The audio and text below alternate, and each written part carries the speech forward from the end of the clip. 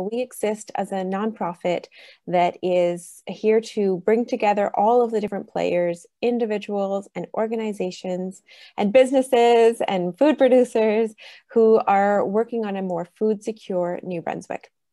This concept of food security is a very complex concept, and that is the real beauty of it, that it brings us together across so many different disciplines and sectors to be able to try to find the solutions that can come through food and that can look to address food insecurity among many other injustices that we are trying to address. So we exist as a network to support those food movements. You'll find more information at foodforallnb.ca, where we have a resource directory, a New Brunswick food programs map, and all sorts of more information, including how to sign up for our newsletter. But if you've made it this far onto our call, maybe you know that already. Though it's always a wonderful opportunity to come together, even if it is in these virtual spaces. The first COVID-19 food security call that we put together was March 19th. We didn't know how many people to expect, maybe 20, we thought, if people had a moment to think amidst all of that chaos and uncertainty at that time. And 75 people came, and we've been doing them fairly steadily since then, with 75 to 125 people each time. I'm particularly excited about today's call because it is a deep reflection on our food systems. Now that we're 8-9 months into the pandemic, we can really understand what some of the learnings are that are surfacing from this, and I'm quite excited about our panel of speakers today. But before we get much farther into that, let me take a moment to acknowledge that we are in the land that has come to be known as New Brunswick, which is the traditional territories of the Passamaquoddy, Mi'kmaq, and Wolastoqey peoples. And that this land has, these food systems have been stewarded for thousands of years by these peoples and continue to be so. And also we have treaties that have been signed with the Crown in order to establish the relationships of peace and friendship that should be governing our land. And yet we know that those treaties are not always honored, and that also the elements of peace and friendship in which they are meant to represent are also not always honored. And when we look at food insecurity rates, unfortunately, we see that a lot of that is playing out in who is most affected through food insecurity. And so here in these conversations, we have an opportunity to reflect on what that history means, to reflect on our current present, and to shape that through our actions and our thoughts and our relationships with one another. And so I invite each of you, as we enter into this conversation, to bring with you all of the most love and respect and honor that can come in thinking about peace and friendship and in proper relationships with one another and with land.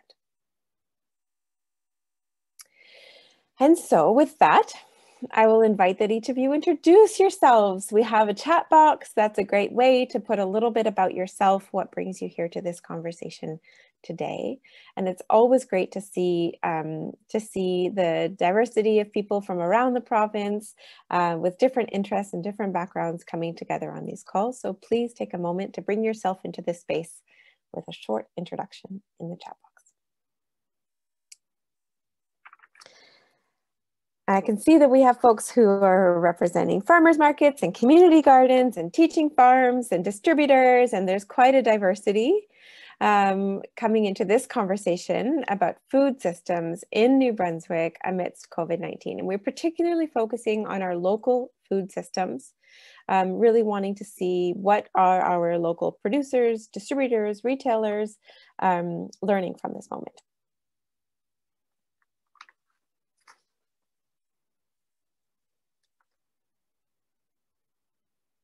So as one reminder for anybody who's just joined on, if you would like to use interpretation services, we do have simultaneous interpretation available, and there is a little globe icon where you can select the interpretation for your needs.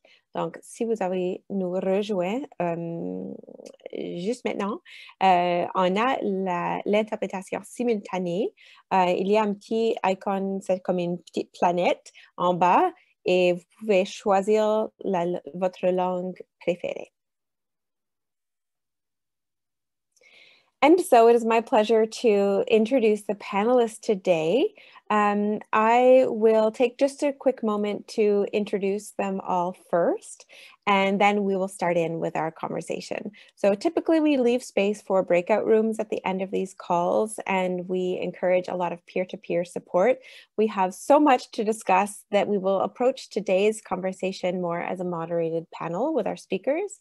And I will encourage you to find ways to take this, what you learn and what you glean from this conversation, back into your own spaces where you work. And we do also share out the contact list with all of those who have given us permission to do so. And so you're welcome to find those additional ways to follow through with conversations.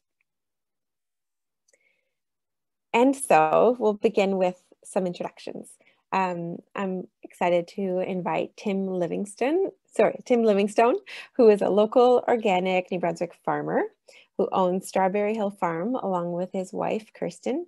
They grow over 50 crops, plus raise 4 types of livestock and sell direct to consumers in New Brunswick, mostly through weekly box programs and an online market. So welcome, Tim. We also have Blair Hislop, who is the co-CEO and co-owner of Mrs. Dunster's Inc. with his wife, Roslyn. Mrs. Dunster's is the largest family bakery in Atlantic Canada. Blair serves on the board of directors of the Bakery Association of Canada. He's president of the Order of the Wallace McCain Institute and is a member of the Entrepreneurial Leaders Program of the Wallace McCain Institute at the University of New Brunswick. Blair and Roslyn were the first couple to be listed amongst the top 50 CEOs in Atlantic Canada by Atlantic Business Magazine in 2020. 4-time winners of the top CEOs in Atlantic Canada, and were finalists for the EY Entrepreneur of the Year Award for Atlantic Canada in 2017. And on top of community outreach and managing locations in New Brunswick and Nova Scotia, they're undertaking the opening of a brand new bakery in Moncton as we speak, in the middle of a pandemic. I'm sure we'll hear more about that. Welcome, Blair. On a aussi Clément, mais on devrait mettre Clément dans le spotlight. Madison? Unfortunately, I'm not able to, unless he turns on his video. Oh, Clément, est-ce que c'est possible de utiliser ton vidéo? It also works if it's only just for a second. Donc ça marche aussi, même si c'est juste pour une seconde, juste le temps de le mettre sur Spotlight, puis après on peut remettre la vidéo, le rééteindre. Salut Clément! Salut, excusez-moi, c'est bon? Oui, merci beaucoup. Est-ce que tu aimerais avoir ton vidéo ou non? Ça ne dérange pas. OK, merci, bienvenue. OK, Clément Mousset est le coordinateur de la coopérative Zest Nord-Est. C'est un organisme à but non lucratif qui vise à regrouper les producteurs, les transformateurs, les marchés publics et toutes les personnes qui font partie de la communauté agroalimentaire dans le nord-est du Nouveau-Brunswick. Le but est de faire avancer l'autonomie et la souveraineté alimentaire dans le nord-est, région chaleur et péninsule acadienne, et créer une visibilité pour nos producteurs et transformateurs tout en transmettant de bonnes valeurs environnementales. Donc, bienvenue Clément. I'll also introduce Heather Blackear. So Heather Blackear is a First Nations woman from the St. Mary's community. She's worked at Woolastook Wharf Restaurant in several roles over the last seven years. She's been working as a server for the longest and has witnessed many of the challenges that the restaurant and service industry are facing due to COVID-19 firsthand. Welcome, Heather. Oh, and Heather is also serving as we speak. So she will be on and off the call. And last but certainly not least, I'd like to welcome Wayne Williams, owner of family business Little Shimigui Oyster Company. Pre-COVID times, the annual sales were just around $1 million with 3 to 5 full-time employees and a few extras during the summer months. We grow and sell oysters locally around Canada and to the US. We also do some fishmongering as well for our local markets. We've been growing oysters since the late 90s and became serious 5 years ago as a processor and exporter. We operate water operations in Cookang Bay and Little Shimigui Bay. Welcome, Wayne. So as you can all see, we have quite the lineup. We have many different points of intervention in our local food systems, from production, harvesting, to distribution, processing, and retail as well. And all have been affected in some way through COVID-19. I am sure of it. We are also curious to hear the ups and downs, this roller coaster of what this has meant for you all, and mostly the deep learnings that can come out of this. Dare I say that our local food systems were not in tip-top shape going into the pandemic. And just as our food insecurity has not changed that much through the pandemic has certainly revealed more about what food insecurity looks like in New Brunswick. And so I'm curious to hear what those reflections are about what this pandemic is revealing that already existed for our food systems, and what the new challenges are that it's bringing. So with that, I will begin the first question to our panelists. So I'm curious to hear your reflections. What have been the most significant challenges and adaptations through the first wave of COVID-19? So bring yourself back to the first few months of the pandemic, and what are the most significant challenges and adaptations? Before we begin that, I will make note that we are recording the speakers. Participants will not be recorded. And this is so that we can share this back with folks who were not able to join the call at this time. So Tim, I'll start with you. The most significant challenges and adaptations, please. Yes.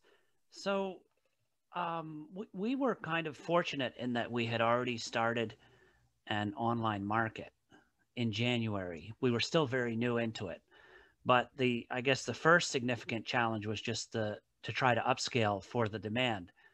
And we were in the middle of, well, the spring season. So it took time to get resource, to get product in and whatnot to respond to that demand. We had some inventory, but you can't just produce it on the spot when it comes to food. And we bought up all that we could find within New Brunswick.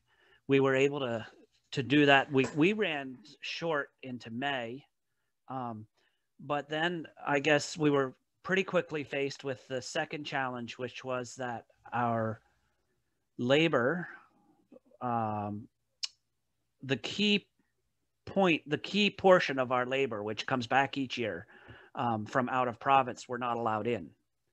And so we were hit within a week of their expecting to arrive. We were told they could not arrive. And so we had to hire about 10 brand new people that didn't know anything about food, about growing food or anything. And that was a real challenge. We were able to get planting done. Our payroll was really high for the workload, much higher than anticipated. But it's been 5-6 seasons, I guess. This is the 6th season that we have brought in workers for a 6-month summer period. And this is the first year we had to start brand new like that. And it was quite stressful for our family and for, the few of us that knew what was going on to do all the training and stuff. Then our workers did eventually, 4 of the 5 did eventually arrive, which helped us later on in the season. But then we were also challenged with drought. And so that limited our yield to some degree. So I guess as we're going into the fall now and early winter, our inventories are down, and I'm having to go out of province already to get product to fulfill our market obligations. Our box program, we capped at what we could fill. So we don't want to, the box program is our product, but on our online market, we do bring in other stuff. So I guess I see the challenge as really a supply challenge as people look to to buy local, it takes time to respond to that. And maybe in some of the further questions, we can talk a little more about why that situation has developed. But I think, I don't know how long I have, but those are my comments to get started. That's great. Thank you. Can you quantify what that increase in demand has been?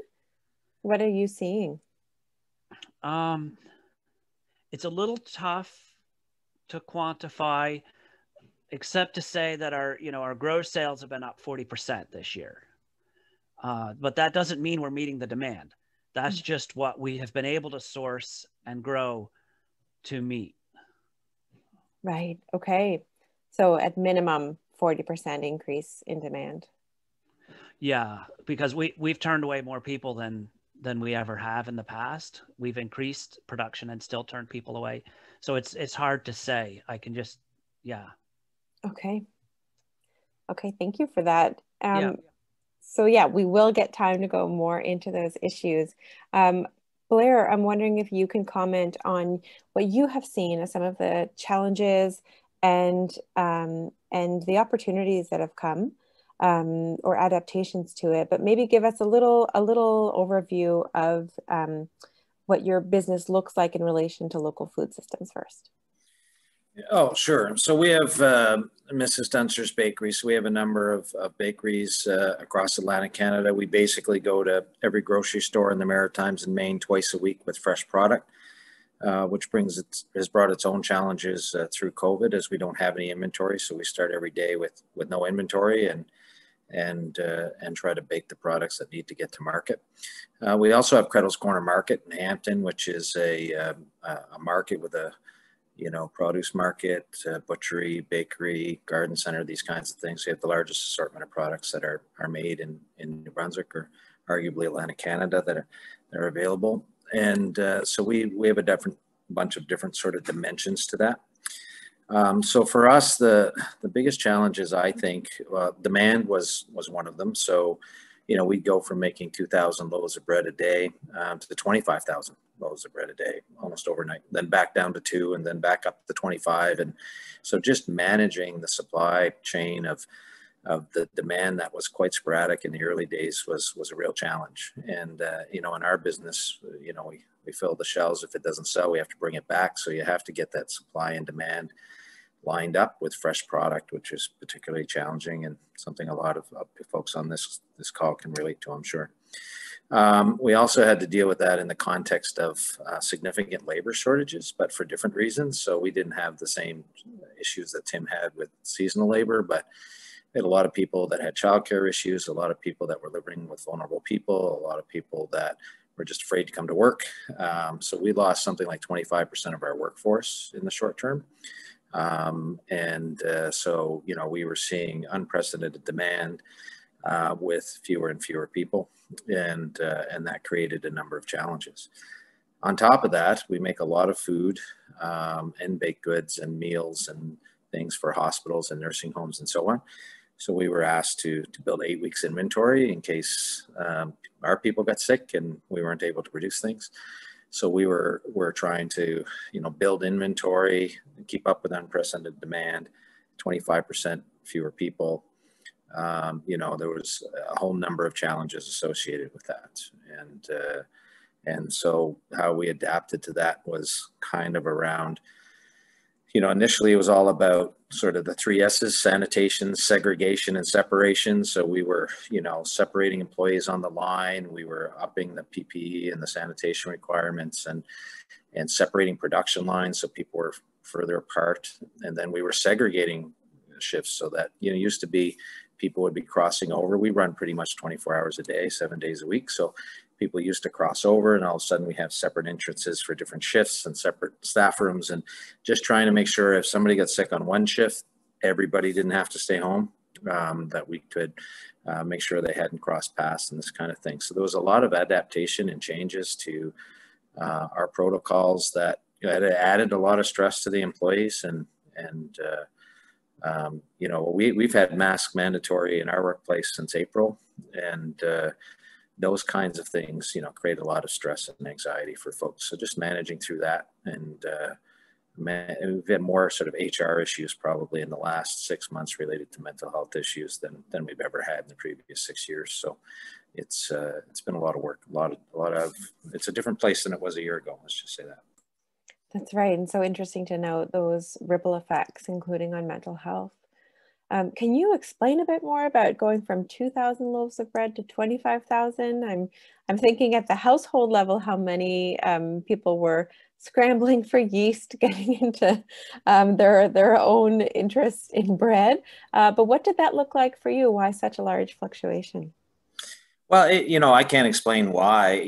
This goes back to like the toilet paper thing and people, just loading up on stuff, and bread was one of those things. And also the big folks, so this goes back to food security, the large national players had similar issues to what we had, but they're producing 10,000 loaves of bread an hour. So if they don't have the staff to run that, then their shortages in the market were significant. If they're running at 50% capacity, that's a lot of stuff that's not making it to Atlantic Canada. And they prioritized certain customers and certain things. So, we had a prison in PEI, for example, that got cut off because it was the lowest priced product in the range, presumably. And so they could make more money selling their bread somewhere else. So we had to make that bread for them because we're community based and they're part of the community just like everybody else. They got to eat too. And so there was a lot of increased demand associated with that kind of shortages that came from the national players because they weren't in a position to supply because of their labor issues and their challenges and their supply chain issues and other things. Remember too, early on in COVID, there was the rail strike and those issues. So that was hampering some ingredient deliveries and some other things that particularly hit the big guys harder, I think. And so part of it was us compensating for that. So interesting to think about what this means for planning for future emergency measures and seeing that local sourcing has added benefits in that way. So thank you for sharing that. So next I'll invite Clément to share what have been the most significant challenges and adaptations through the first wave of COVID-19. Clément? Oui, merci de l'invitation. Le défi le plus dur pour la coopérative Zest Nord-Est, c'était vraiment la gestion de la distribution des aliments locaux aux consommateurs. Avec la crise qu'on a eue, il y a eu beaucoup de restrictions sur les lieux comme les marchés ou les lieux de distribution de food local. Et les personnes étaient plus réticentes, avaient plus peur d'aller dans des lieux comme les marchés ou des lieux assez confinés en fait. Donc il y avait moins de ventes en fait de produits locaux. Par exemple à Beresford, dans la région Chaleur, le marché de cette année il était fermé au complet, ce qui a permis, enfin c'était une grosse perte parce que le marché de Beresford commençait à vraiment évoluer de plus en plus, être de plus en plus connu, puis en plus d'avoir des produits artisanaux, avait maintenant des produits de producteurs maraîchers ou même des viandes. Donc c'était plutôt un gros défi au niveau de la distribution alimentaire. Pour s'adapter avec ça, en fait, la coopérative a créé, ou plutôt a utilisé une boutique en ligne qui a permis en fait de vendre les produits des producteurs qui étaient habitués d'aller au marché de Beresford et permettre aux consommateurs d'aller chercher tous les samedis leurs commandes qu'ils ont faites en ligne. Donc voilà, c'était comme difficile de permettre cette distribution, mais on a réussi quand même virtuellement, on va dire, à faire quelque chose. Voilà. Ok, merci d'avoir partagé. Est-ce que le marché continue en ligne ou est-ce que c'est fini pour l'année? Comment? Est-ce que le marché continue en ligne ou est-ce que c'est fini pour l'année? Alors le marché était ouvert de juin à octobre. Pour l'instant, il est fermé parce qu'on avait surtout des produits maraîchers, quelques viandes aussi. Mais là, pour l'instant, on n'a pas assez de demandes d'autres produits, d'autres catégories de produits, on va dire. Donc pour l'instant, c'est fermé, mais on va le rouvrir l'année prochaine s'il y a toujours cette crise sanitaire. Okay, intéressant, merci. Okay, I'd like to invite Heather. Oh, Heather must be serving. So we'll move on to Wayne. Wayne, I'd like to invite you to share what have been the most significant challenges and adaptations for the first wave of COVID-19. Absolutely, my pleasure to be here today. Thanks for the invite. So in the world of oysters and our business, we were basically an export company. So we ship oysters to the Boston area where they get shipped throughout the northeastern states. Been doing that for many years. So at one point, COVID came along and the market just stopped overnight. So all of our revenue came to a screeching halt. We basically sat for 3 or 4 weeks wondering what the heck we're going to do with that, and started thinking about, okay, what can we do with local markets? So we started our shore-to-door program. So we started marketing on the social medias, and we found great support through local people. We've been selling to various communities that we can drive to from Shediac or Moncton area. So we go Sackville, Fredericton, St. John, certainly around Moncton. So every week we basically drive to people's houses and drop off oysters to them. And we've also expanded a little bit. We started doing the Sackville market every Saturday morning. And they began asking us if we could bring in other fish products. So we went around looking, and sure enough found supplies for some finfish products and other types of shellfish. So we've basically expanded our product line to fill some of that need, which was also great. So it's been quite an experience for us. We don't have the labor issues the other folks have talked about because we're a family operation. So all our family runs it. My 2 boys, my brother, my wife, we're all deep into it. And so in the last few weeks, the export market has started to come back. So it dribbled in a little bit and then went away again. So we're just basically humming along here, trying to keep above water until we can get back to our core market. And is that, has that been one of the learnings for you, that you want to return to export? How have you reflected on that first wave response? Is that something that you would want to continue, or that was a good stopgap in this time in between? Yeah, so we've thoroughly enjoyed it. Actually, meeting the customers face to face was different for us. So we're definitely interested in continuing along with that. It is a much smaller market opportunity than exporting, obviously. We can export tens of thousands of oysters a week, whereas the local market will take 2,000 or 3,000 a week. So the potential isn't there to get back to where we were. But we definitely enjoy doing it, and I don't see why we'd ever stop. And we also like the aspect of bringing in the other fish products, so that's working well for us as well. That's interesting. And I may also be asking on a personal note, since I attend the Sackville Farmers Market. Thank you. Oh, right on. All right, Heather, do you have a moment to share with us what have been your most significant challenges and adaptations through the first wave of COVID-19? So this is Heather Gauthier with the Willostock Wharf Restaurant. So for the first wave, the restaurant did close down March 15th, and we did stay closed until June 3rd. It was in the best interest of the restaurant in itself. We are not only just St. Mary's only doesn't just have us as a business, but we also have what we call St. Mary's Retail Sales.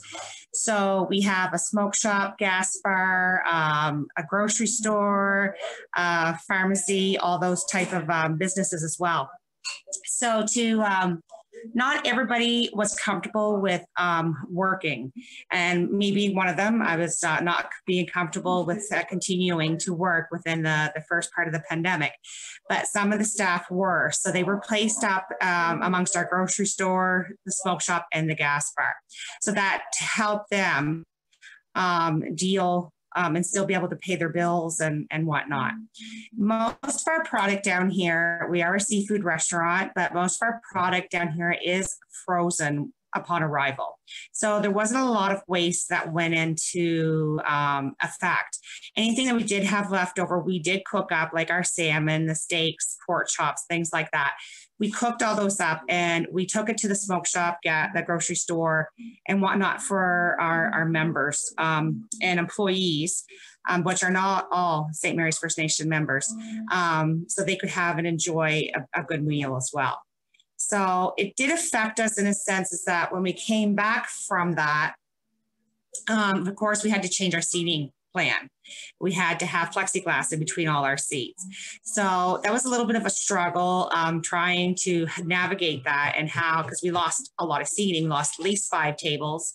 And we were used to being able to seat up to 40 to 45 people in the dining room. So we were like, okay, how are we going to combat this? And how are we going to get people to come in and to make sure that we're safe? So, and then that first part of it, we didn't lose a lot of product. As I say, like most of our products are frozen. Anything that was fresh that we have, like any vegetables or fruit or anything that was on hand was all given up to the grocery store so that they could to use it and put it to good use. So that saved us there a lot. And upon arriving back, there were some things that we had to, I guess, accept the fact that we couldn't get at a drop of a hat like we used to be able to. Like it was different things like takeout containers and how to, okay, so what are we going to do? So we went to skip the dishes. We brought that app in. So, and that has done a tremendous amount of business. So they've kept us very busy, which is much appreciated. And we also do takeout as well. So, but before we went into the second phase of this, we were doing quite well. We did manage to, I wish right now I could show you my dining room, but as I got people sitting in the dining room, I have to take their privacy into consideration. So I don't have anybody showing it, but I can show you our setup. It's totally amazing. People love it. They were very comfortable. They were very happy with our setup and felt safe, because they could see we were taking all the precautionary measures. As you see, my face mask is on my face. The only reason why it's down right now is because I'm talking here. Upon coming back, all of us were meant to, or made to wear the mask. They were told that we were mandatory, even in the kitchen. It was hard for our kitchen staff, basically because they were working in the heat. So there were some challenges there with that and trying to get that organized. We also were doing contact tracing. So we were taking numbers right from the get-go, the names and numbers of people that were coming into our establishment. So we were taking all the proper precautions. But as I noticed this time, when we're in the orange phase, that we were only allowing to one household bubble. So we have lost a tremendous amount of business because of that. So we have to check IDs to make sure all addresses match and that they are from the zone that they're supposed to be in. And so we have, like, to combat that, we still were advertising. We have also decided that we wanted to give a little bit back to the community. So we have we've started a thing about feeding our frontline workers because they're at the front of the COVID and have many challenges themselves. So we have actually decided to donate. I mean, we've had Malders donate a nice roast beef to us. We make fantastic bannock bread here. So we are going to be doing that, and potatoes and gravy and vegetables, and it'll be all going to York Manor staff on Monday. So it's something that we can do, but we're also, like I said, we are just not combined on our own. So we're not like just a self-run business. It's combined with St. Mary's retail sales. So we do have a little bit of a backup there. So if we do have to take the opportunity to, okay, say this orange level lasts longer than we want it to, some of the staff could possibly go up to the gas bar, the smoke shop, or the grocery store and make up their hours if they're full-time. Me, myself, I'm part-time, so my hours are still relatively good. But if we were cut down to like one server a shift instead of 2 servers and a hostess. So it's one server, and then the other server comes in, and then that's it. There's usually probably about 1 or 2 cooks in the back. And that's how far we've come. Like, I mean, we've met the challenges we've been hit with, but I think we've met them very well. Fantastic. Thank you so much for sharing. So thank you all for sharing a bit about what that first wave looked like for you.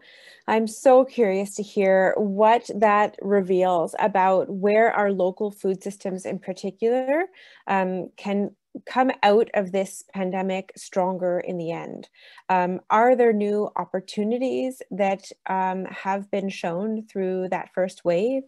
Are there any clear points, weak points in our local food systems that we really need to work through in order to build back better, as they say?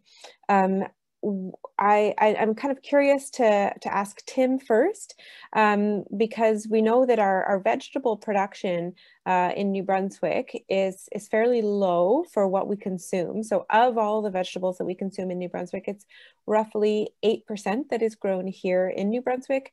And so you don't just produce vegetables, Tim, but you do produce some. So I'm curious to hear, with this increase in demand on local, in particular through the pandemic, what do you see as the opportunities to build back better coming out of this? I would say, and I don't want to step on anyone's toes, but one of the biggest challenges with vegetables is that the bulk of people buy from the supermarket, and the supermarket wants to deal with very few vendors. And so we've seen over the years the number of farms producing vegetables in the Maritimes going down, because a superstore buyer wants to deal with one person when they're buying for the Atlantic region, or a few people. And so it's been tough for local producers to go into backdoor and that kind of thing. Sobeys and Superstore, I hear, are starting to encourage that a little more. You get that, you get food safety standards, which are the same for somebody producing 100,000 tons to somebody producing 2 tons. And yet I can't afford to hire somebody full-time to run a food safety program for my farm, but I have to meet the same requirements as somebody that can hire 2, 3, 4 people to do that job. So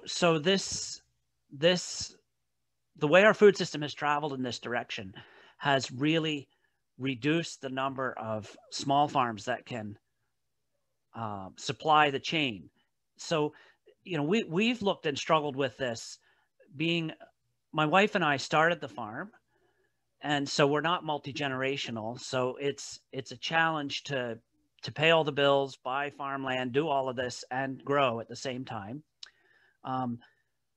But there's a gap between farmers market level and supermarket level.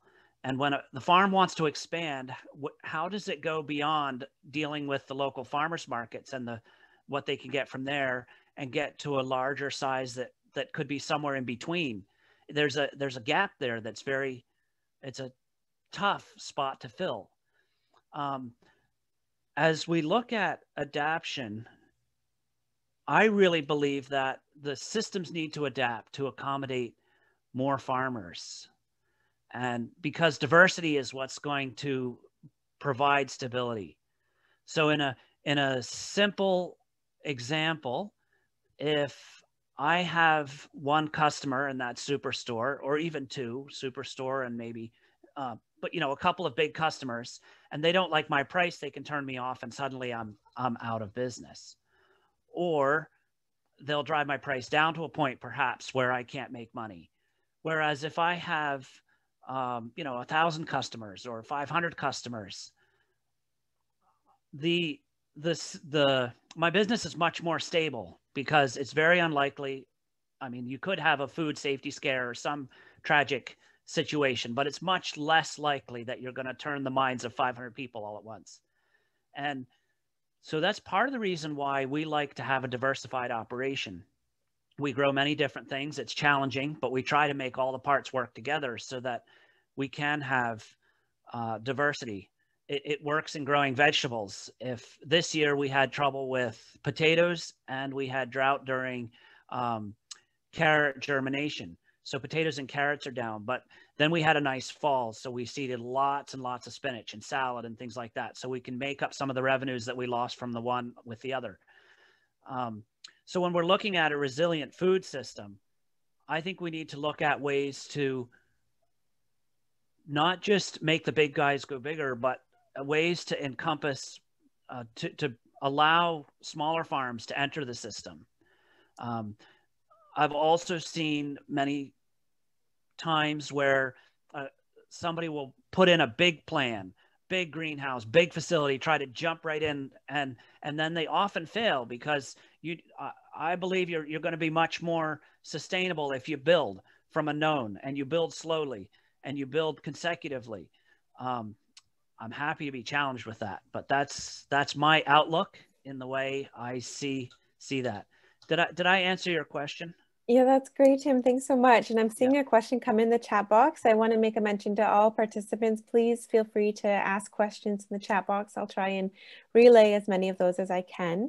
Here's a question. Is there any province leading in creative or adaptive legislation to help facilitate small producers getting into major chains, or is this more retail-based policies? So let me take from that this question to all of our panelists today. What might be a single intervention that you could see helping us build back a more resilient local food system coming from this? And so, Tim, I'll get you off the hook by saying that you've proposed almost two. One is about more diversified smaller farms on the production side, but also what Joanna's question is pointing to is about possible legislation on the retail side of things.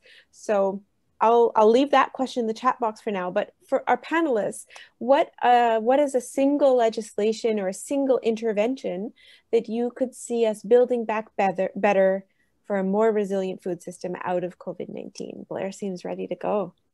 I am. I'm wound up about this one. So yeah, so first of all, I think we need to think about a more regional approach and not just a provincial approach. I think having food security within Atlantic Canada is probably got a greater opportunity for success, at least in the short and medium term, than just New Brunswick, given the infrastructure and the various strengths of Nova Scotia, PEI, New Brunswick, and even Newfoundland, to be able to supply the region. I think we'd probably have a higher degree of success.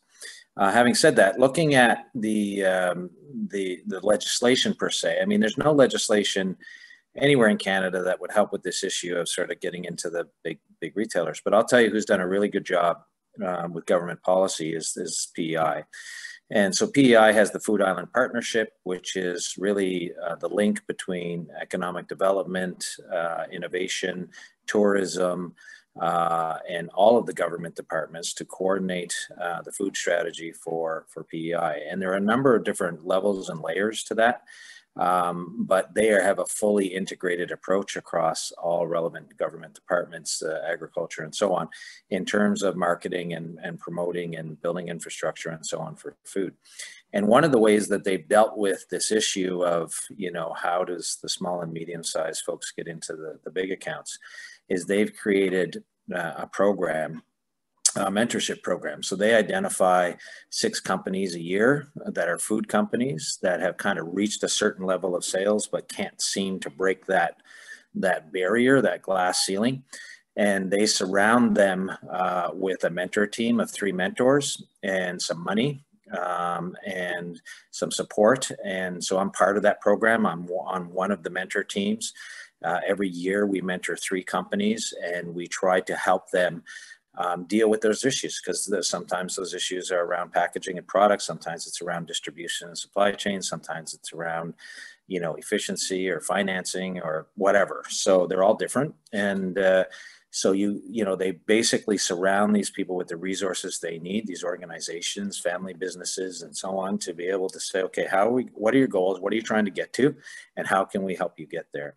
And so far in the last 2 years, you know, we've done this with a dozen companies in PEI, and the success rate has been really good. So I think it's more around mentorship and supporting each other rather than sort of legislating some sort of change. But to answer your initial question around, you know, what are some of the opportunities that kind of relates to this, I think one of the big opportunities that has come out of this is to highlight the need for us in New Brunswick to work on, you know, supply chain solutions to get our products to market and to identify all of the potential end users for these products, which aren't just retailers. You know, there's a lot of independent places like Credle's Corner Market that we own and operate that does a fair amount of volume, but also people like Mrs. Dunster's who buy cheese and milk and flour and blueberries and carrots, and you know, there's a lot of processors in the province that buy ingredients and things, and they and we have been as guilty of, you know, not buying local as anybody else has been over the years. So I think there's an opportunity there as well. Anyway, I'll end there. I could go on for hours about that. Thank you for sharing, Blair. And I have been noticing similar new retail opportunities coming up throughout where I am in the southeastern part of the province, in the Tantramar region. You know, gas stations that are now stocking all sorts of local produce and other products. As well, during the pandemic, that some restaurants, when they closed, became retail opportunities in very rural areas. And so these new responses for what retail looks like for local products has been quite interesting as well. And that goes well beyond the large corporate retail chains. Our mapping of those new retail opportunities shows that it can be quite widespread throughout the province. Clément and Wayne, I'd invite either one of you to jump in and propose what might be an intervention that could help our local food systems build back more resilient after COVID-19.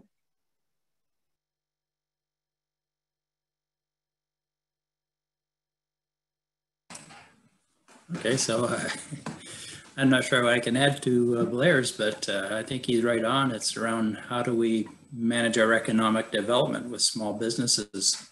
We can't really legislate people to buy local or change the tax laws to encourage local too much, I don't think, but they can do things like advertising for local business. How do local players like us, a small player, get our name across the province? And how do we get an oyster delivered from little Chimigui, New Brunswick to Fredericton or Edmundston? I mean, there are really no good cold carriers that go around the whole province right now. That's a big challenge for time temperature sensitive products like oysters. So those are the challenges we're facing. Thank you. Clément? Je pense que oui, Wayne a raison, c'est vraiment la visibilité qu'il faut qu'elle soit là, en fait, faire connaître les producteurs aux consommateurs, puis montrer que voilà, on peut avoir des maraîchers qui sont à 5 minutes de chez soi, et plutôt que d'aller dans les grandes enseignes. Après, c'est ça. Après, c'est comment trouver des défis, des événements pour montrer cela. Voilà, c'est à discuter, quoi. Thank you. We saw with this increase in demand for local through the first wave of the pandemic, it will be interesting to see, will that continue? Will New Brunswickers continue to look to their local producers and suppliers as the pandemic continues and beyond that as well? And what have consumers, what have our eaters learned from buying more local during this time? That is an interesting question that I invite our participants to chime in on in the chat box. And so Heather is out serving right now. This is a real action moment for her, but I will move on with some of our other questions. So that saying says, oh, Heather was back. Heather, can I put you on the spot? to invite you to share some intervention or action that might help us build back a more resilient local food system out of this pandemic. What would you propose? I think as a basically single is that we try to support local as much as we possibly can. And we really do. Like, I mean, some of our seafood comes from Moncton, like our mussels. And right now it's not doing that, but because of the different orange fades, the different orange zones, but we try to keep as local as we possibly can. And I think we have to support our farmers. We have to support the people the little guys. You know, I'm not saying everybody's little, but I'm just saying you got to support the little guys, you know, more than the bigger guys, like, and to keep it that way. And maybe even just use our social media as an outlet to say, hey, you know, come in partnership with a certain market that says, hey, you know, this is what's going on this weekend, you know, come on up, you know, like, I think it's the Strawberry Farms. Yeah, so I believe, like, or Strawberry Hill, sorry. I believe they should be able to, like, you know, we should partner up with them and do something like, you know, on social media to get it kind of ignited. You know, we've tried to look up different ideas of what we can do to combat it. How local can we go, and try to keep it as local in the province of New Brunswick as we can. So that's where we're a seafood restaurant. You know, it's some things where it's out of our control, but other things are in very much of our control, like our vegetables and, you know, and any of our product that we have to use. Wines, you know what I mean? We try to look for local wines, and so we've done like Grimross. We've came out with a Grimross. We have a couple ciders that are local as well, and like the Northside cider, and so different things that we have like tried so hard to just come into different distributors. Picaroons, we deal with them as well. We have Pollen Angels, so that's a gluten-free drink for anyone who has gluten issues and can't have like a beer but would love a beer, and they have that opportunity to have that. We've had that in for a while, so we do try to pick as much as we can and I think the only way we're going to strive is keep going local and keeping the business in New Brunswick. Great, thank you for sharing that. I think that we're learning a lot about our local food supply and just how much we can stretch that and turn that around.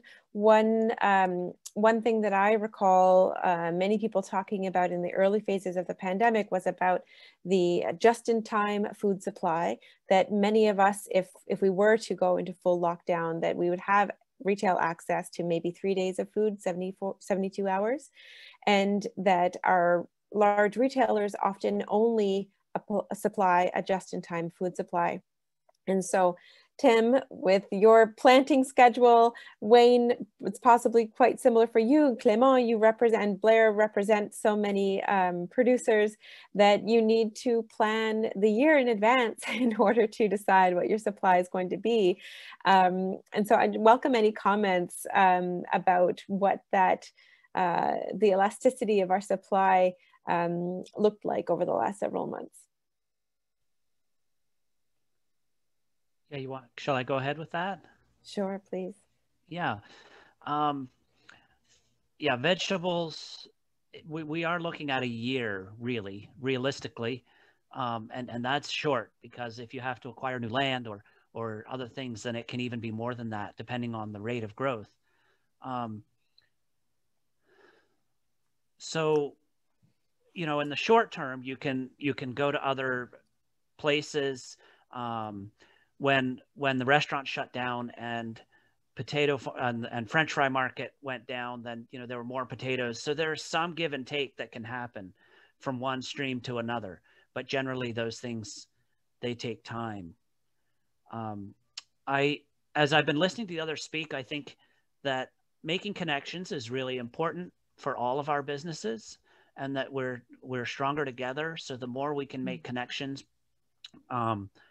from farm to sales, even just farmer to farmer, any connections that we can make are going to help us get through this stronger. You know, as I look at going forward and what we might be able to do to help the situation, we're going to, in order to grow significantly more, we need to look at infrastructure upgrades. There's some things that I think you're talking about, this just-in-time food delivery. The reality is that storage costs. But the other reality is that a lot of what we eat can be stored. We do a year-round market. Our box program goes, we have a summer one and a winter one, and people are always surprised at the diversity of stuff they can get January, February. So we can grow a lot more.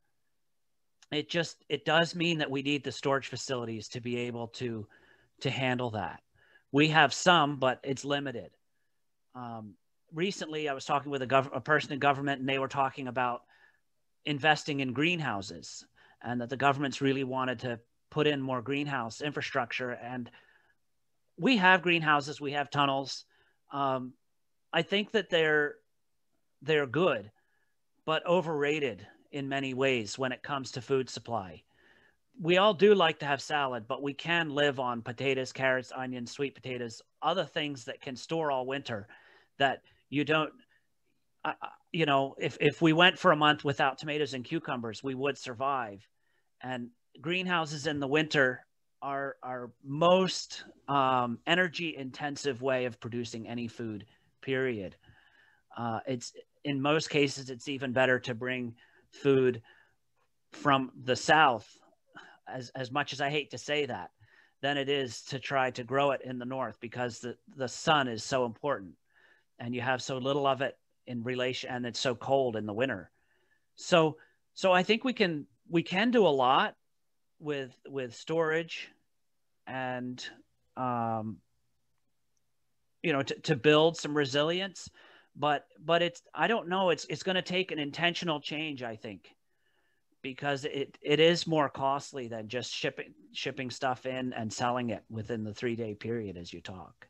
Although we have seen some sticker shock that costs of food at grocery stores has increased, so of imported foods.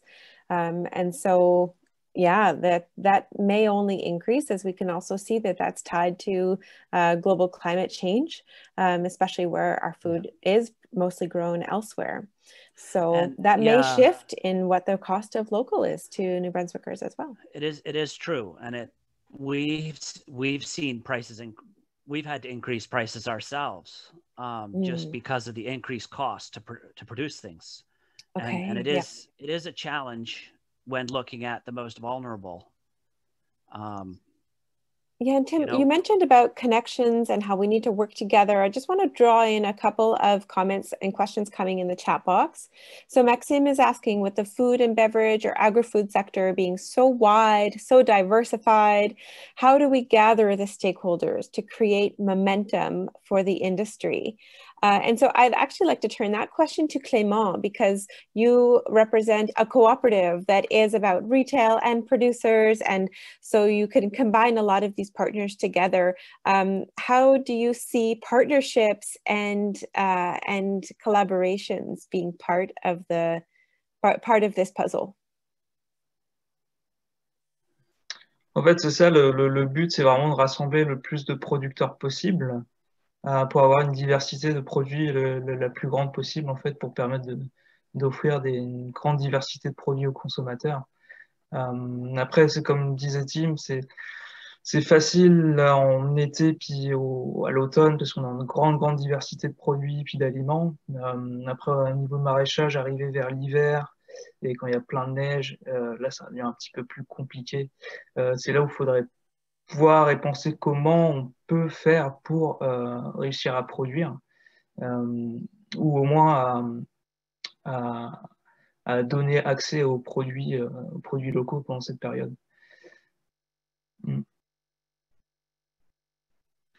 Merci. Would anybody else like to comment on that? We also have a question coming in about what are the government investments to the agri-food industry that should be shifted to support small to medium businesses. And I'd like to also mention a question of what other sorts of partnerships have you seen working in the early phases of the pandemic? So of producers working together to supply the market.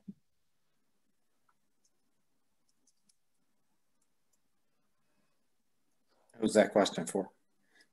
Whoever would like to answer that one. Yeah. I mean, it's such an interesting group of panelists because you all have a different perspective on the supply chain, Sure. coming in at different interventions for it. So I'm curious to hear partnerships throughout for across anybody. So I'll put my Credle's Corner Market hat on here for a minute. So we bring in produce from a wide variety of farmers and producers in New Brunswick. You know, I think we have more than 600 different items that are processed or grown in New Brunswick. We also bring in products from mainly from Nova Scotia, but you know, the other Atlantic Canadian provinces, and we complement that in the off season primarily with produce when we have to from the produce market in Quebec and Montreal. So, you know, so we have a lot of different trucks bringing in agricultural products from the region and from outside of the region on a weekly basis. Every day there's a truck that arrives with something. And I got to say, the New Brunswick experience is the most painful experience as a retailer, as a small retailer. So I'll give you a small example, but if I want to buy from half a dozen different farmers in Nova Scotia, I can basically send off an email to the various folks. They will coordinate the logistics of that, get it on a truck, and on Thursday, if I order it on Tuesday, a truck will arrive at my back door with 6 pallets of stuff from, you know, 3 or 4 or 5 or 6 different farmers that'll all be received, you know, put into the market and sold. That same experience in New Brunswick is I got 15 different pickup trucks showing up at my back door with handwritten receipts looking for cash payment that, you know, that's just not the same. And so the whole supply chain side in terms of, you know, the work that needs to be done in New Brunswick from my perspective is we need to really invest in that. We need a better way to get all of these products to market. And, you know, the Apple guys in New Brunswick are a good example of how that works well. They have sort of one pack house, everything goes there, they bag them up. So we makes a phone call, they get all the apples they want from 15 or whatever the number is, different farmers. And, but they're only having to deal with one person because there's a bit of a sort of clearinghouse. The same thing happens in Montreal, same thing happens in Nova Scotia, in the Annapolis Valley, in an informal kind of way. And I think we need to move in that direction. Because it takes us a lot of work and a lot of energy, and it's only our sheer commitment to that buying local that allows us to do that. The easiest thing for us to do is to get it from Montreal. The second easiest thing for us to do is to get it from Nova Scotia. The hardest thing for us to do is to get all these products from New Brunswick. And if people don't have that same level of commitment, whether it's a restaurant, a processor, or a retailer like Credle's, they're just not going to put the effort in to do it. They don't have the time to do that either. And on the other side, I would say in terms of the government investment question, I think investment in infrastructure program needs to be a priority. And I think that's different. Tim doesn't want greenhouses. Maybe Tim needs cold storage. Maybe he needs a tractor. You know, maybe he needs dry storage, who knows? But, you know, guaranteed, you're not going to find one solution across the province. Everybody doesn't need greenhouses, you know, but everybody needs infrastructure in order to grow and to accommodate the growth and to be able to do those things. So I think, generally speaking, we should have an infrastructure investment program that the government supports as a matter of policy that, you know, contributes in line with operators and processors to build long-term infrastructure that will help us scale and grow as an industry in the province. Yeah, that piece about infrastructure connects back to our last call, which was about feeding communities. And we had 2 different food banks who presented about what their experiences have been through the pandemic. And there was such an influx of food donations that storage and infrastructure there was also a huge challenge for those food banks. And so I know that there has been also this talk of transportation that Wayne has brought up. Wayne, I'm curious to hear your thoughts on what Blair is sharing about coordinated distribution. With what you've learned over the last little while with more of the New Brunswick market, what are your insights into transportation of food in New Brunswick? Yeah, so one of the markets we were interested in was southern New Brunswick. And it turned out there was absolutely nobody taking stuff from Moncton to southern New Brunswick with cold storage facilities, reefer trucks and that sort of thing. So that's why we settled on places that we could actually drive to ourselves. So that's the best we could do. Blair's comments are terrific. Maybe it is going to be possible to get a few producers together to move stuff for each of us in the same truck. Perhaps that's an opportunity that we can pursue. It's a good idea. And Heather, I'm curious to know if what the distribution looks like for your restaurant seeking product from New Brunswick. What does that look like for you?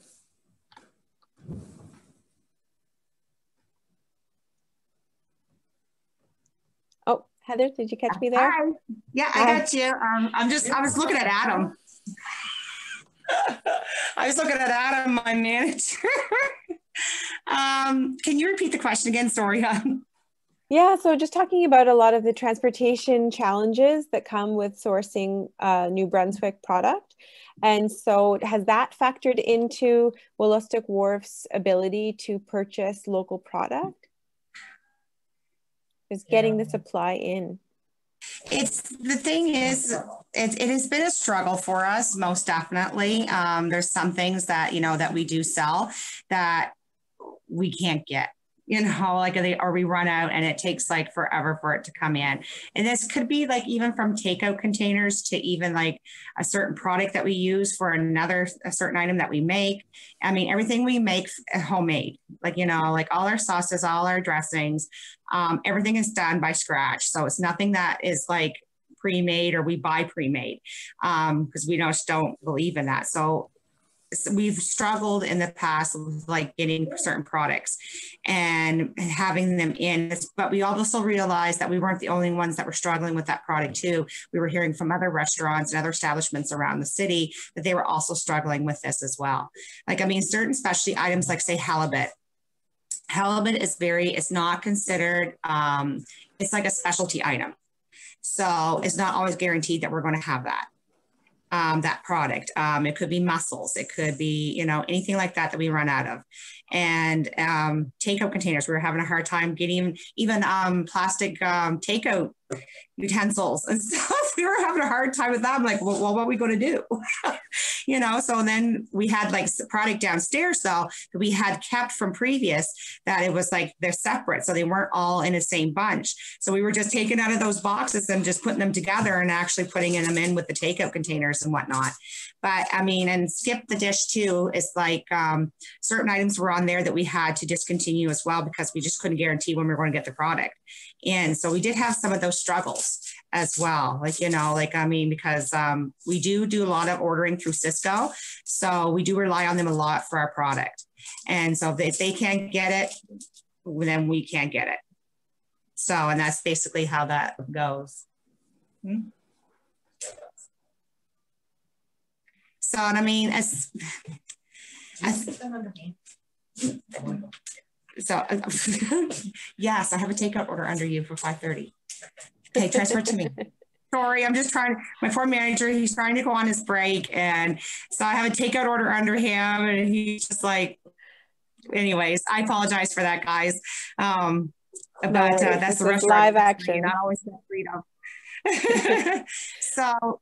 Yeah, so I think like I said, I like to see it keep a lot locally because we do have beautiful farmland here, and a lot of farmers. And so I'd love to see that. Like, I mean, we do have like I said, like you have Tim in here and he's very local to us. And we have the country pumpkin, like even like for some of our vegetables and stuff, we could just come to it's like say, you know, he has a basket or something like that, or like that a product, like we could come up with something that we can combine together. You know, that have this and a $50 gift card from the Woolstock if you come and do this or whatever, you know. And we've done those kind of things before with like Exit Realty and stuff like that. And there's a plumbing company and they're like regular customers of ours that come in. They buy gift cards, and that's how we get, like, you know, advertisement through them. Is through this, like find the blue truck with the Exit Realty on the sign in the back. You get yourself a $100 gift card from the Woolstock Wharf. Right. And so more of those partnerships. Wow. Yeah. Yeah. Great. So I'm curious to hear what, I mean, I'm reflecting back on the last 2 COVID-19 provincial conference calls that we've hosted. One was on feeding schools. I see a parallel there where Blair was sharing that a large corporation that had been servicing a prison shifted their contract and were not able to provide them with the bread, and so the local company of Cradles of Mrs. Dunster's was able to pick up that piece in the in-between time, and we saw similarly with a lot of schools. We're seeing now that a lot of the cafeteria service providers who are not local are either shutting down or limiting service at the moment because profits are down. And so I'm seeing parallels there, but also with our most recent call, which was about feeding communities and food banks particularly responding, and good food box programs responding to this, that we're also seeing a lot of parallels there, where it's dependent upon a very intricate web of food systems that often it's very, very challenging to be able to support the infrastructure and the local food needs. And so there's many, many parallels here. One fear that I have is that through our charitable response to food insecurity, that we're creating a second-tier food system when our local food systems are also struggling.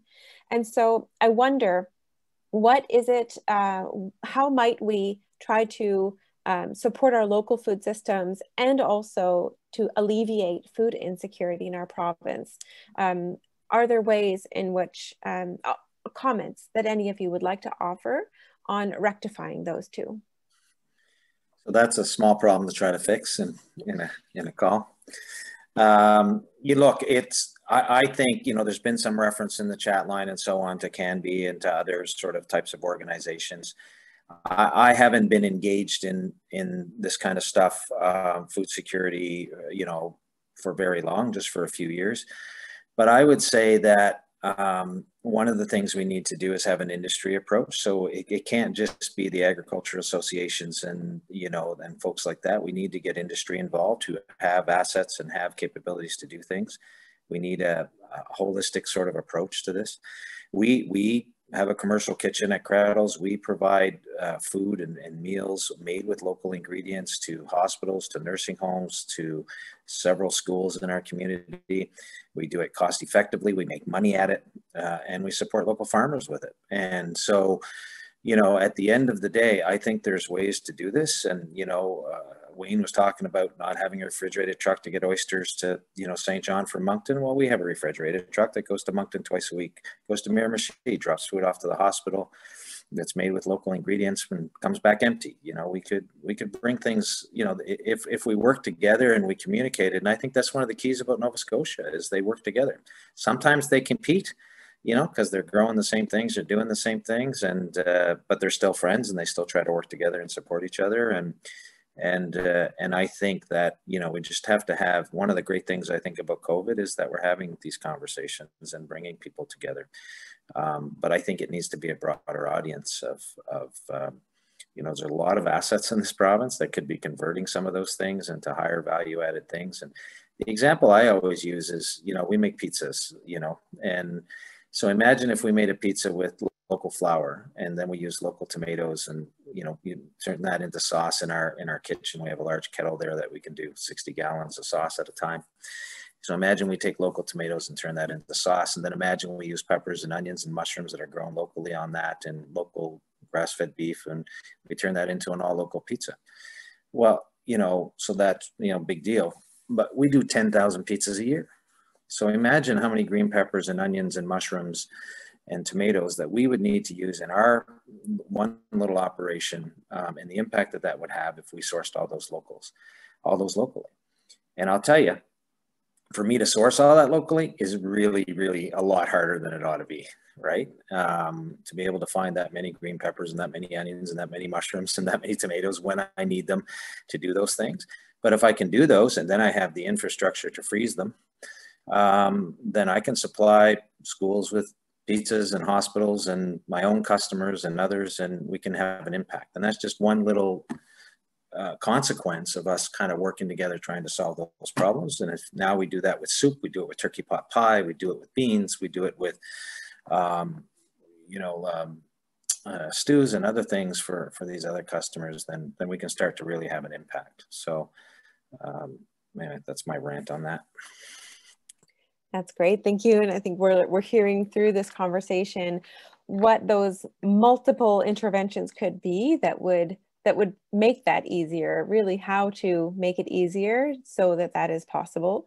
And we know the economic impact of purchasing local meat is a 1 to 3 multiplier. So for every $1 spent on local food, it has a $3 multiplier effect in the local economy. And so there's really great potential. The Center for Local Prosperity has given some numbers out of a research project at Dalhousie University about what just 10% shift towards more local products and services in the Atlantic provinces would mean. And it is a huge effect. I don't have the numbers with me, but we know that the economic potential is big. So we're nearing the end of our call in this conversation, though clearly that's also just a beginning of many bigger conversations and hopefully with wider audiences, as you've just said, Blair. I want to invite that anybody, participant, speaker, can share any announcements or news that you have. This is our last COVID-19 call for 2020. And so these calls are always an opportunity to be sharing, offering peer support, new resources that emerge, the new 211 service that United Ways are offering, for example. So if you know of any resources or announcements that you want to share on relating to food security, food movements, food insecurity, food systems, now is your chance to share that in the chat box. A good chance to connect with one another.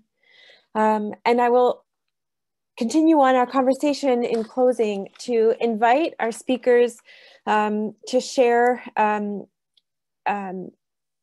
so we're not going to wave one magic wand and have all of this be coming out of this better, but I'd like you to reflect on what is one very positive thing that you have noticed and that you hope will continue through the next several months, but also the years beyond that. So let's take a moment just to focus on any silver lining that has emerged for our local food systems out of this pandemic. I could start that if you want. I think we've touched on it in many ways, but the renewed interest in local food has been, we can see it everywhere. The other thing that I feel like we're in a unique way, able to help to satisfy a unique market in that we've seen a great increase in home delivery, people wanting home delivery of product. And the reality is that local businesses can deliver fresh product or product fresher to homes because we are closer than the large scale operations. You know, there's a lot of people are buying on Amazon and other places and getting stuff online. But when it comes to food, we are in the best position to supply the local market if we can get the infrastructure piece figured out. In our case, we have a courier that's 10 minutes away. They come, they pick up a truckload and deliver it by the end of the day. So it's same day delivery. Those kinds of connections, I know that courier is trying to develop connections around New Brunswick so they can offer a lot more same day delivery. But I see that as a silver lining that it's a demand that if we can tap into, we really are the best suited to supply that need. I would add to that in terms of silver lining for us. You know, like Tim, we converted online. I think we launched 5 online stores in as many weeks. And so that really, I think, helped our business for a while there at Creddles. I think 35% of our business went online. But I think the impactful part of that was that because we had the established relationships with vendors locally, we were delivering 24 hours within 24 hours without any shortages.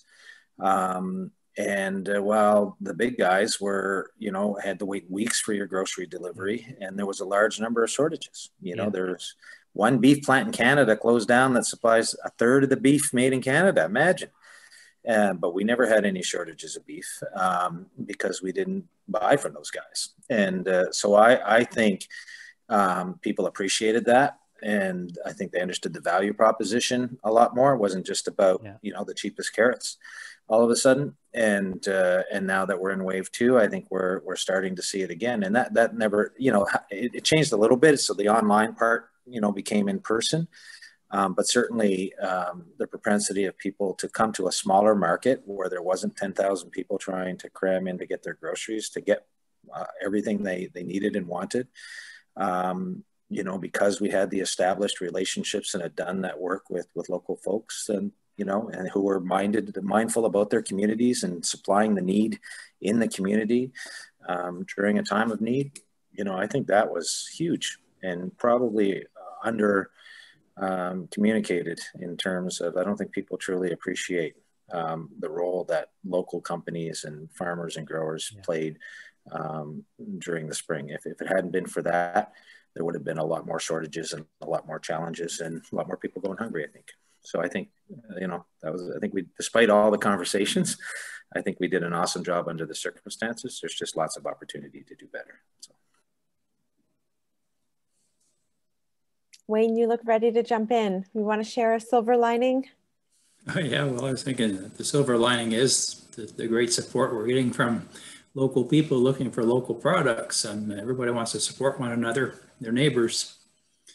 So we talked about government intervention or food for all intervention, but how do we coordinate this effort to bring more local product to market? We're all kind of working as independents without the big picture. And I certainly don't have the resources to pull together a huge task force and look at New Brunswick's local food supply. So what's the next step? We need somebody with leadership potential to take the lead and move forward. That is a nice look to the future. I like the sound of that. Heather, Clément, would you like to share what you see as a potential silver lining coming out of the pandemic that you'd like to see continue on over the next while?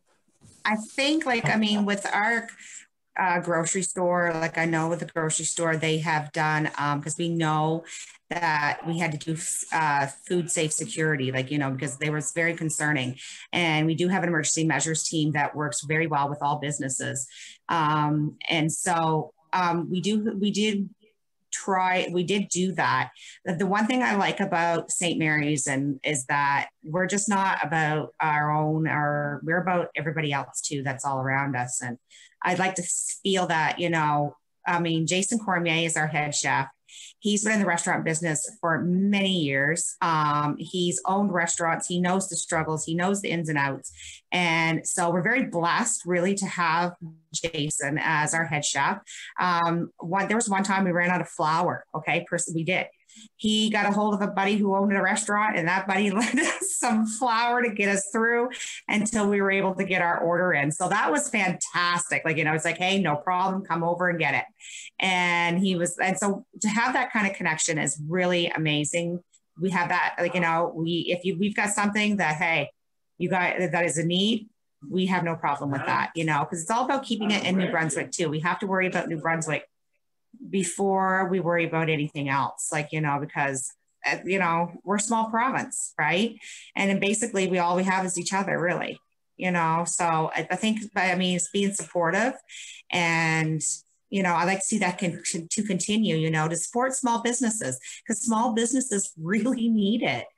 they really need it at this time. Like, I mean, I understand that we're part of a bigger organization, like we are all St. Mary's retail sales, but still, I mean, we have a manager that has to prove numbers every single day and have to make up for that, you know, and make up for the losses that we've lost through the first wave, because we lost from March to June in business. So we have to kind of pick that up and come out with different ideas and different ways of bringing the customer in. So I'm hoping this, you know, the orange level that we're in right now doesn't last for as long, and we can start promoting again and getting people out, you know, but I'm thankful for like the farms and whatnot, you know, because I mean, when we couldn't get other things through Cisco, I imagine Jason did reach out and find out where he could get something from somewhere else. Like, I wish he was here, because unfortunately it's his day off, but I always have flour. Yes, no problem.